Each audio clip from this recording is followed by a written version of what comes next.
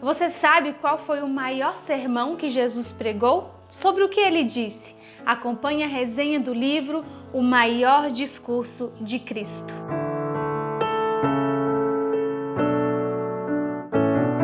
O Maior Discurso de Cristo foi escrito por Ellen White. Eu reli esse livro junto com Wesley e foi uma ótima experiência. Ler com alguém traz benefícios como a oportunidade de discussão de ideias e quando nós falamos sobre o conteúdo, fixamos melhor em nossa mente. Se você acha Ellen White uma legalista, precisa ler mais suas obras. Neste livro, ela faz declarações fortíssimas, o que eu chamo de tapas literários. Até o final deste vídeo, eu vou compartilhar com vocês algumas declarações que podem balançar suas estruturas religiosas. O maior discurso de Cristo também é conhecido como o Sermão do Monte ou Sermão da Montanha, e você encontra registrado na Bíblia nos livros de Mateus e Lucas. O registro de Mateus é 3 vezes mais longo do que o de Lucas. E por que essa diferença? Mateus, como discípulo de Jesus, estava mais preocupado com os ensinamentos de seu mestre, enquanto Lucas, como um pesquisador, tinha o foco mais no aspecto histórico. Esse discurso provavelmente foi feito no final do verão, no ano de 29 depois de Cristo, por volta da metade dos seus 3 anos e meio de ministério. Nas primeiras palavras do discurso, Jesus enfatiza o desejo supremo de todo o coração humano: felicidade. Por isso ele começa com bem-aventurados. Dentre as bem-aventuranças, eu destaco bem-aventurados os mansos, ou seja, felizes são as pessoas mansas. A mansidão de Cristo, manifestada no lar, tornará felizes os membros da família.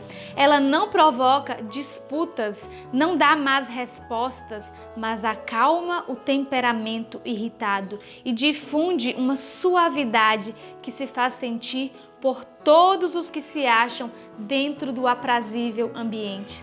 Sempre que é nutrida, torna as famílias da terra uma parte da grande família do céu. E isso é muito verdade. Eu não sei como pode haver felicidade em um lar onde há impaciência, gritaria, palavras chulas e falta de respeito. Dessa forma, Cristo proclama que o principal objetivo do seu reino é restaurar a felicidade no coração humano. Como se tornar um cidadão do reino que Jesus estava proclamando? Com essa leitura você vai entender qual o padrão de conduta do reino dos céus, os privilégios e responsabilidades dessa cidadania. As bênçãos de Deus são concedidas por meio de instrumentos humanos.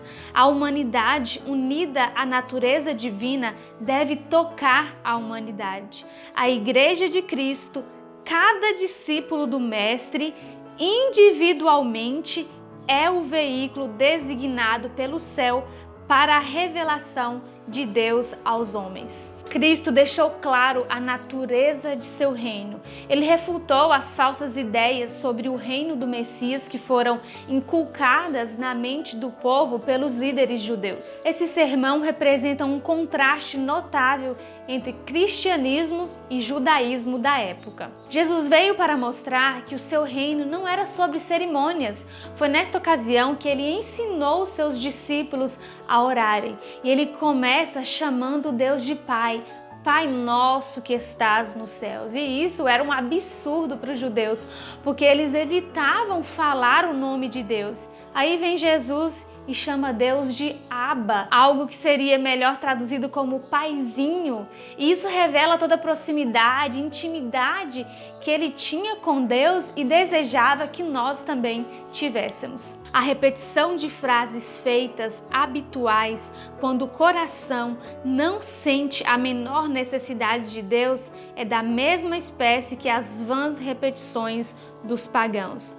Todas as palavras floreadas de que possamos dispor não equivalem a um único desejo santo. As mais eloquentes orações não passam de palavras ociosas se não exprimirem os reais sentimentos do coração. Ou seja, orar é abrir o coração a Deus. Não tem nada a ver com usar palavras bonitas, e sim com sinceridade da alma. Ao invés de se encaixar no legalismo judaico dos fariseus, em seu maior discurso, Jesus falou sobre as motivações corretas na adoração, no serviço e nas relações humanas. Todos foram criados à sua imagem, e mesmo os mais degradados devem ser tratados com respeito e ternura. Deus nos considerará responsáveis mesmo por uma palavra proferida em desprezo a respeito de alguém por quem Cristo depôs a vida. É sério, né? As palavras de Jesus representam uma ruptura de valores puramente religiosos. Ele veio dar um novo sentido para a lei, mostrando que pecado não é o que nós conseguimos ver puramente, por exemplo, um adultério, mas sim o que a pessoa alimenta em seu coração. Os atos externos, visíveis, são apenas a cristalização do pecado que já está criando raízes no coração. Por isso é que nós não temos capacidade nenhuma de julgar em nenhuma hipótese. Nós só vemos o que está por fora, só Deus conhece as intenções. E neste sermão, Cristo alerta sobre o perigo de julgarmos. Jesus manda que o acusador tire primeiro a trave de seu olho, renuncie o seu espírito de crítica, confesse e abandone o próprio pecado antes de procurar corrigir os outros. O que necessitamos é de mudança de coração.